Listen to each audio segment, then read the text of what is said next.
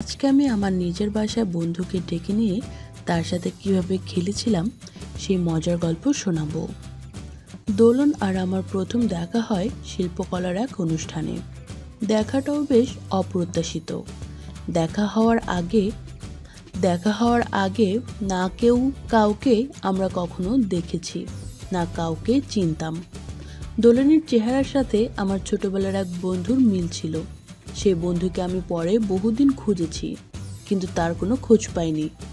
দোলনকে হঠাৎ এতদিন পর দেখে আনন্দে আমার মনটা নেচে উঠেছিল। প্রায় দৌড়ে দোলনের কাছে গিয়ে আমি তাকে জড়িয়ে ধরে বলে উঠলাম, নীল, তুই এখানে? আমি তোকে কত খুঁজেছি তুই জানিস? কোথায় ছিলি কুত্তা?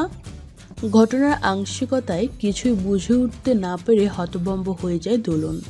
সে তো নীল না, তাহলে কার কথা বলছি আমি? কিন্তু ওদিকে আমার বাঁধন থেকে মুক্ত হতেও ইচ্ছে করছে না তার। আমার নরম স্পর্শে অজানা এক শিহরণ বয়ে গেল তার শির দ্বারা বেয়ে। আমার গায়ের মিষ্টি ঘ্রাণ যেন ওকে চুম্বকের মতো টানছে। আমার বুক সেধে আছে তার বুকে, যেন এক স্বর্গীয় অনুভূতি, এই 21 বছরের জীবনে যা দোলন জীবনে কোনোদিন পায়নি। আমি কলকাতার এক স্বনামধন্য কলেজেই পড়ি। দুধে আলতা গায়ের রং, গোলগাল মুখ, ঠোঁট দুটো একেবারেই চিকন নয়, কিন্তু এটা যেন আমার চেহারার কামনীয়তা আরও বাড়িয়ে দিয়েছে। শরীরের যেখানে ঠিক যতটুকু থাকলে আমাকে একজন ঈশ্বরী হিসেবে বিবেচনা করা যায়, ঠিক ততটুকুই আছে আমার। রাস্তার ছেলে বুড়ো সবাইকে একবার আমার দিকে নজর ফেরাতে বাধ্য করে। এটা নিয়ে আমি বিড়ম্বনাও কম পড়িনি। রাস্তায় হেঁটে হেঁটে চলার সময় বাইকে চড়া বাপের উচ্ছনে যাওয়া বখাটে ছেলেদের কটু কথার শিকারও হতে হয়েছে আমাকে বহুবার। গা ঘিন ঘিন করে ওঠে ওসব কথা শুনে। মাঝে মাঝে আয়নায় নিজের শরীরটাকে খুঁটিয়ে খুঁটিয়ে দেখি আমি। ভরাট বুকের সাথে পেটে হালকা চর্বি আমাকে আরও হট বানিয়ে তোলে। শাড়ি পরলে আমার দিক থেকে চোখ ফেরানো ছেলে বুড়োর সাধ্যই থাকে না। আয়নায় ঘুরে ঘুরে আমি নিজেকে পরখ করে দেখে আমার মনে মনে পুলক জাগে, আবার একই সাথে বিব্রতও হই। একটু কম সুন্দরী হলে হয়তো আমাকে ওসব কটু কথা শুনতে হতো না। কিছুক্ষণ পর দোলন মুক্তি পেল আমার বাঁধন থেকে। দোলন মনে হতে লাগলো, কেন ছাড়লো মেয়েটা আমাকে? বেশ ভালোই তো লাগছিল। দোলন এমনিতে দেখতে মোটামুটি। কলেজে ওঠার পর বেশ কিছুদিন হলো জিম করা শুরু করেছে। শরীর মোটামুটি শেপে আসতে শুরু করেছে তার। ফেসবুকে কিছু মেয়ের সাথে কথা হলে এখনও কোনো মেয়ের সাথে রিলেশনশিপ পর্যন্ত এগোতে পারেনি। গায়ের রং তার শ্যামলা, ছেলে হিসাবে মানানসই। নজর কাড়া চেহারা না হলেও একেবারে ফেলে দেওয়ার মতো নয় সে। আমি ওকে ছেড়ে দিয়ে হঠাৎ জিজ্ঞাসা করলাম, তুমি নীল না? আমার চোখে মুখে সন্দেহের ছাপ। দোলনের মনে হলো, কেন এমন হয়? জীবনের সব সুন্দর মুহূর্তগুলো কেন এত ক্ষণস্থায়ী? কিছুক্ষণ চুপ থেকে দুপাশে মাথা নেড়ে আমাকে বুঝিয়ে দিল যে সে নীল নয়। মুহূর্তে আমার গাল দুটো রক্তিম হয়ে উঠল। দুধে আলতা গায়ের রঙে লাল আভা বেশ ভালোভাবেই ফুটে উঠল। লজ্জায় যেন আমার মাথা কাটা যাচ্ছে। এই প্রথম দোলন আমাকে দেখল। অপরূপ সুন্দরী এই আমাকে দেখে যেন এক মুহূর্তের জন্য তার পুরো পৃথিবী থমকে গেল। পর মুহূর্তে সামলে নিল নিজেকে। এদিকে আমি দোলনকে বললাম, সরি, আমি বুঝতে পারিনি। তোমাকে দেখতে একদম ওর মতোই। এত মিল তোমাদের। দোলন বলল, আমি কিছু মনে করিনি। যাই হোক, কেউ? আমি বললাম, ওকে চিনবে না, আমার ছোটবেলার বন্ধু ছিল, কিন্তু সে যে কোথায় হারিয়ে গেল আর খুঁজে পেলাম না। দোলন কিছু বলল না, আর চুপ করেই রইল। আমি নীরবতা ভেঙে বললাম, হাই, আমি অদ্রিতা, তুমি? ও বলল, আমি দোলন। এভাবেই প্রথম আলাপ হয় আমাদের। বিকেল পেরিয়ে সন্ধ্যা হয়। অবশেষে আমাদের বিদায় নিতে হয়। তবে বিদায় নেওয়ার আগে দোলন আমার কাছে ফোন নাম্বারটা চেয়ে নিতে ভুলিনি। আমরা ফেসবুকে অ্যাডও হয়ে নিলাম দুজনে। বাসায় ফিরে আমার শুধু মনে হতে থাকে দোলনের সাথে ঘটে যাওয়া ঘটনাগুলোর কথা। কিভাবে তাকে গিয়ে একেবারে জড়িয়ে ধরলাম আমি, ভেবে লজ্জায় আমার ফর্সা গাল দুটো লাল হয়ে গেল। আমি বিছানায় শুয়ে কোল বালিশটাকে জড়িয়ে ধরে এদিক ওদিক করতে লাগলাম। কোল বালিশটাকে একটু ঘষে নিলাম নিজের শরীরের সাথে, আর তাতেই আমার শরীর শিউরে ওঠে। বারবার কোল বালিশটাকে ঘষতে লাগলাম নিজের সাথে। আমার শরীরের যেন আগুন জ্বলে উঠল। তাই আর কিছু না ভেবে নিজে নিজে কাজ শুরু করে দিলাম। এত সুখ আমি কোনোদিন পাইনি। দোলন কি এমন জাদু করলো আমাকে? ওর কথা ভাবতে ভাবতে ঘুমে চোখ জড়িয়ে আসছে আমার। এমন সময় আমার ফোন ভাইব্রেট হয়ে উঠল। আমি ফোনটা হাতে নিতেই দেখলাম দোলন ফোন করেছে। ওর ফোন দেখে আমার মন আনন্দে নেচে উঠল। আমি রিসিভ করতেই ও প্রান্ত থেকে দোলন বলল, তোমাকে খুব মনে পড়ছে, কিছুতেই চোখের পাতা এক করতে পারছি না।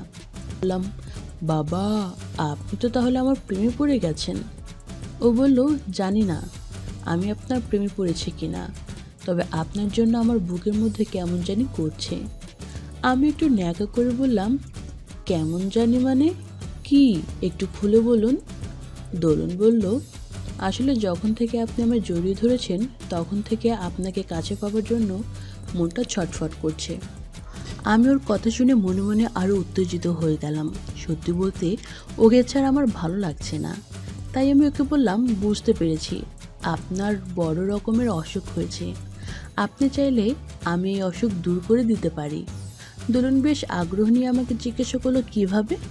আমি বললাম, আপনি তো গোপালপুরে থাকেন, আমার এখানে ট্রামে আসতে আপনার বড়জোর 1.5 থেকে 2 ঘন্টা সময় লাগবে। আপনি চাইলে চলে আসতে পারেন, আমি ওষুধ লাগিয়ে দেব। দোলন বলল, বেশ, তাহলে আমি কালই যাব। এই কথা বলে দোলন ফোন রাখলো। তারপর আমাকে নিয়ে ওর মনে নানান কৌতূহল বাসা বাঁধল।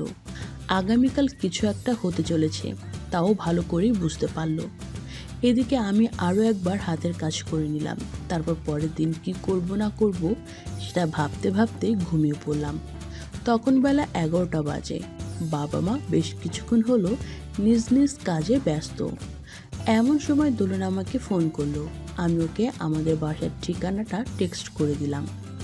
ও আমাকে রিপ্লাই দিল, বাসায় গেলে আপনার অসুবিধা হবে না তো? আমি বললাম, সেটা পরে দেখা যাবে। আর আপনার কি খুব ভয় করছে? ভয় করলে আসার দরকার নেই, বাসায় গিয়ে নিজের ললিপপ নিজেই ললিপপ খান, আমাকে আর খাওয়াতে হবে না। আমার কথা শুনে ও খানিকটা আহত হলো। ওর মধ্যে একটা জেদ চেপে বসলো। তাই আমাকে আর কিছু না বলেই সরাসরি আমাদের বাসায় এসে কলিং বেল চাপলো। বাসায় আজ আমি একটা শর্ট স্কার্ট পরেছিলাম। আমার হাঁটু অবধি প্রায় দৃশ্যমান ছিল।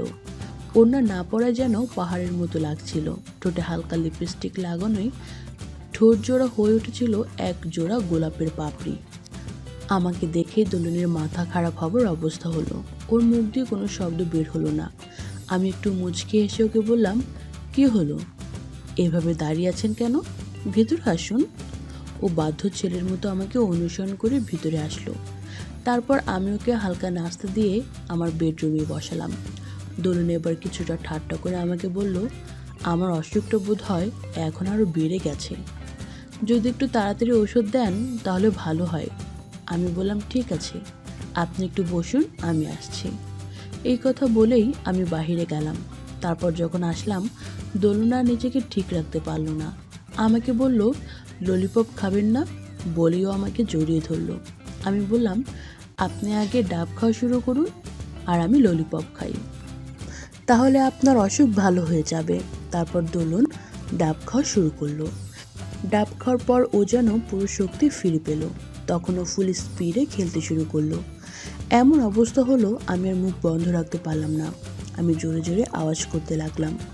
এমন করে প্রায় ঘন্টাখানেক চলার পর ও খেলা শেষ করলো। দোলন আর আমি দুজনে অনেক মজা করলাম।